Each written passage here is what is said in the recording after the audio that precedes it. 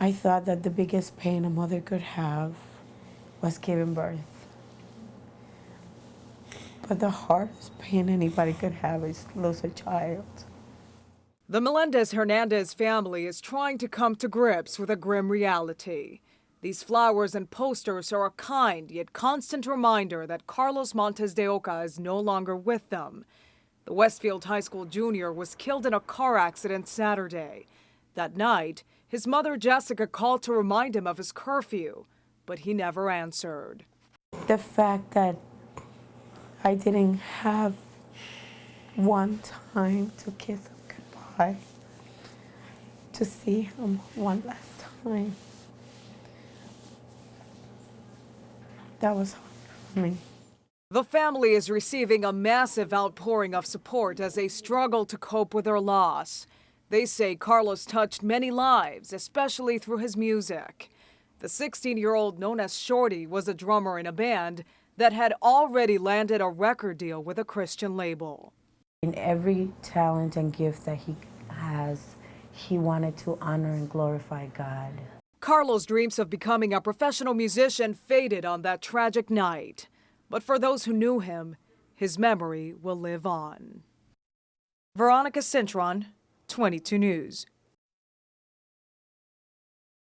2-year-old Andrew Antonitis is safe and sound, but last Thursday the curious toddler wandered away from his Chicopee daycare and into traffic. He opened an unlocked gate and walked down the street, got to another road, and was found by a motorist. He was seen on the center yellow line walking down a busy road. Andrew's mom, Stephanie Vincheski, was at work when she got the fright of her life. Demina Lupin, who owns the Pumpkin Patch Daycare on Wildermere Street, called her up. She said that Andrew was okay, but that something had happened to him. And she explained that he was found 2 streets over, and that he had been recovered. And then the police department called me. According to a police report, 2 motorists passing by the corner of East and Crestwood Streets spotted Andrew trotting along with traffic and scooped him up. Andrew's mom says if those 2 Good Samaritans hadn't stopped to save her son, she doesn't even want to think about what might have happened. He could have been hit, he could have been taken. It's a good thing that there are more good people in this world than bad. Andrew has since left the Pumpkin Patch, but Captain Gary Godin told 22 News Lupin's 19-year-old boyfriend, Roland Roberge, found the child and actually claimed to be the father before returning him to daycare after several minutes on the run. Roberge and Lupin refused to comment to us on the record. Vincheski, though, isn't holding back. I could have never seen him again. And wants all parents to investigate their children's daycare thoroughly. The Department of Social Services is currently looking into the case.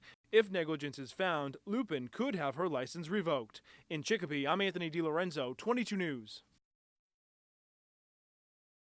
This is Devin Sheehan in 2006, weighing in at 420 pounds.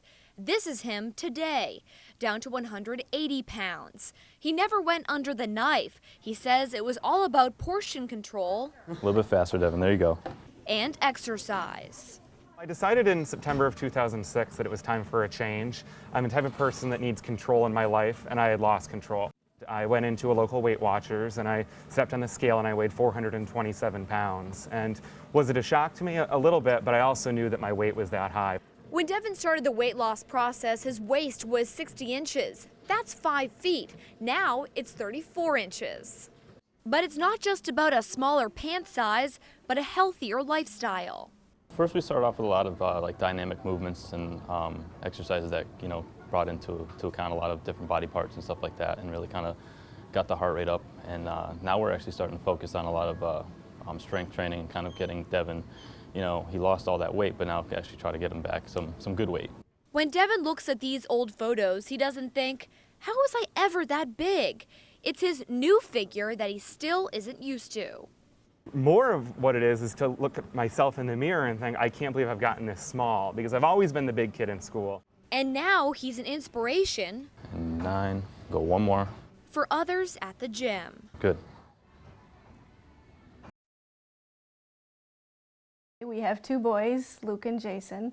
Luke is 7, Jason is 5. Luke is our son who has autism. Autism affects a person's ability to communicate and interact with others. Sally and Donald Gehring found out that their 7-year-old son Luke was autistic when he was about 2.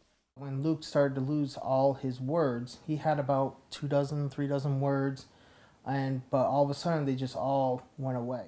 The Gehrings admit they spent a long time in denial, but later realized autism was here to stay. Parents in their situation know it can be challenging raising a child with this condition. A new Easter Seals study shows many often have extreme concerns about the future of their children, their safety, independence, and overall quality of life. Nearly 80% compared to 32% of other parents. I worry about him getting to the point where he's able to be in a parking lot or cross the street or just out somewhere alone and be okay.